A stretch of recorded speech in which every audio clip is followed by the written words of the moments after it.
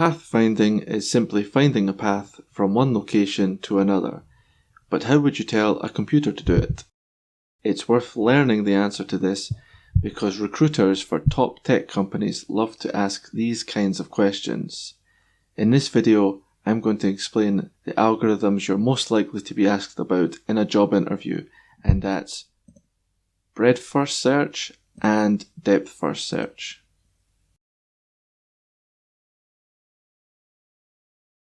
So before we get into the details, let's look at the algorithms in action. We'll begin with breadth first search. Now, this is our start node and this is our destination node. And we can see that the algorithm is exploring nodes layer by layer.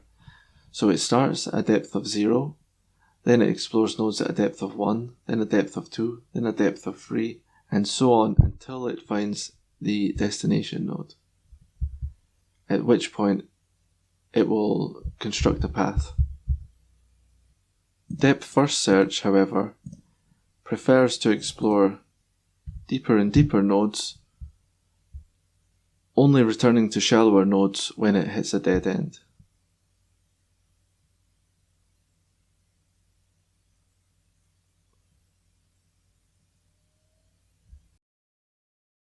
So before we begin, let's make sure we understand each other. In our graphs, the points are called vertices or nodes. The connecting lines are called edges. A path cost is the distance between two nodes, so if we wanted to go from 2 to 5, the path cost would be the distance between 2 and 8 plus the distance between 8 and 5. Parent nodes, again, if we went from 2 to 5, 5's parent would be 8 and 8's parent would be 2. If we went in the reverse order from 5 to 2, 2's parent would be 8 and 8's parent would be 5. Child nodes are just nodes that are connected to a vertex, so the children of 8 would be 5, 4 and 2, and the children of 2 in this graph would be 5 and 8. So we need a criteria for evaluating these algorithms, and we can ask, is it complete? i.e., if a path exists, is the algorithm guaranteed to find it? We can also ask, is it optimal? So once a path is found, is it guaranteed to be the best one? In this case, the shortest. Okay, so most of the pathfinding algorithms follow the same general search pattern. We first create two lists, frontier and visited.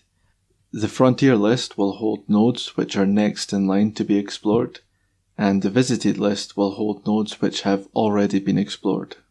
We then add the start node to the frontier, then we enter a loop and continue looping while the frontier has elements. The first thing we do is we take an element from the frontier and store it in a variable. We then check to see if that variable contains the destination. If it is, we finish. If it isn't, we add v to the visited list, and then we add all of v's neighbours to the frontier, and the loop continues. The thing that makes these algorithms different is the order in which nodes are removed from the frontier, i.e., how does an algorithm select the next node to be removed from the frontier? With that said, pathfinding algorithms fall into one of two categories, those which use an informed selection strategy and those which use an uninformed selection strategy. BFS and DFS are uninformed, which means no matter what the graph looks like or where the destination node is, it will always follow the same strategy. Other algorithms, such as A*, they intelligently select the next node to explore based on its proximity to the destination. Now, I can give you a preview of the next video on A* to demonstrate this point. Notice that the algorithm doesn't waste much time exploring unpromising nodes. It's intelligently selecting the next node to explore based on what is most likely to lead to the destination. So, what selection strategy does BFS use to decide the next node to expand? Well, BFS's frontier is initialized as a queue data structure, and a queue follows a first in, first out rule. The result of removing nodes in this fashion is that child nodes are expanded layer by layer, as we saw earlier. So let's look at BFS again, and we're going to step through it more slowly. So like I said, the frontier is initialized as a queue data structure. The first thing we do is we add the start node to the frontier. Next we enter a loop, and we keep looping as long as the frontier has elements. Next we remove whatever was at the start of the queue and store it in the variable current. We then test if that node is the destination, which in this case it isn't. We next add that node to the visited list, and we want to get all of its neighbours and add it to the frontier. An additional check we must make is to make sure that the neighbour isn't already in the visited list or in the queue. The reason for this is that 0 is also a neighbour of 1.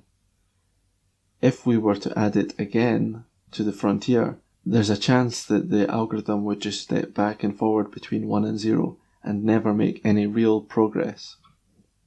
So now that that check's been made, we want to add 1 to the queue, and we want to set its parent to 0 as well. The reason for keeping track of the parent is so when we finally reach the destination, we're able to retrace our steps back to the original start node. Next we'll add node 16 and do the same thing. Now in our queue we can see that 1 is at the front of the queue and 16 is behind. So the next node that will be selected is 1. Again we'll test to see if it's a destination. It isn't, so we'll add it to the visited list. And next we want to add both of its children. This time we set its parent to 1.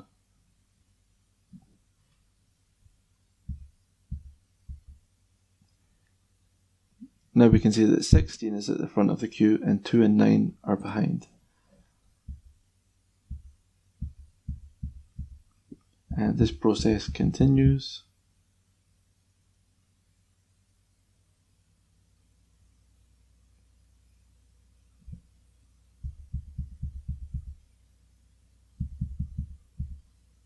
Now our frontier contains 30, which is our destination node, so we can watch this. We remove it, we check is the current node the destination, which it is, and we trace the path. If we look at the visited list, we can see that node 30's parent was 28, node 28's parent was 24, 24 was 16, 16 is 0, and 0's parent was null, which means we've reached the start node. So returning to the evaluation criteria, we can ask, is it complete? And the answer is yes. If a path exists, BFS will find it. Is it optimal? That depends. If we look at this example, it finds a path with a cost of 539. If, however, we add another path, this path has a cost of 726, so it's longer. The reason that this path was returned is because BFS is not concerned with the path costs. It's concerned with the depth of a node. So when you follow this path, you can see that the destination is at a depth of 2. Depth 0, depth 1, depth 2. When you follow this path, you can see that the destination is at a depth of 0, 1, 2, 3, 4. So in this situation, it is not optimal. Now, if we consider this path, all nodes are 75 pixels from each other.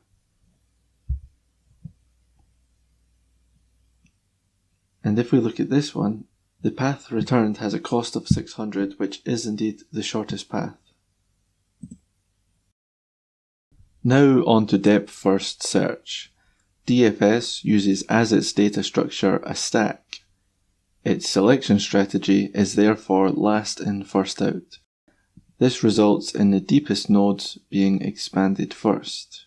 Only when the search reaches a leaf node, i.e. a node with no children, does it expand the next lowest node, unless that node was the destination. So let's now look at an example of depth first search working. I'm going to spend much less time looking at it because, as you can see from looking at the pseudocode, it's almost identical to BFS. The only difference is now we have a stack for the frontier instead of a queue. So first thing we do is we add start to the frontier, then while the frontier is not empty, remove a node from the frontier and store it in current, test if it's equal to the destination, which in this case it isn't, add it to the visited list, then add all the neighbours for that node. Now, previously this was the front and this would have been popped off next, but now we have a stack, so this will be removed next. And then again we add their children, and one sits at the back still and will remain so until all of these nodes have been searched.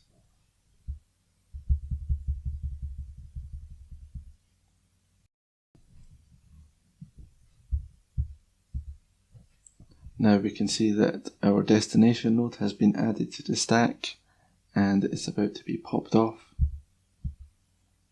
Check if it's a destination, which it is, and we're finished. So how does DFS fare in an evaluation? Is it complete? And the answer is it depends. If you imagine a graph, you start here and this is your destination. But another branch goes down this way and it continues to infinity. You're going to end up with a situation where depth first search just keeps on going down here and it will never come back up and find the node. And so whether DFS is complete depends on if the tree is infinite or not. If the tree ends at some point, DFS will have to move back up and find the solution. Is it optimal? And the answer is no. As we can see from this example, DFS will not necessarily find the best path.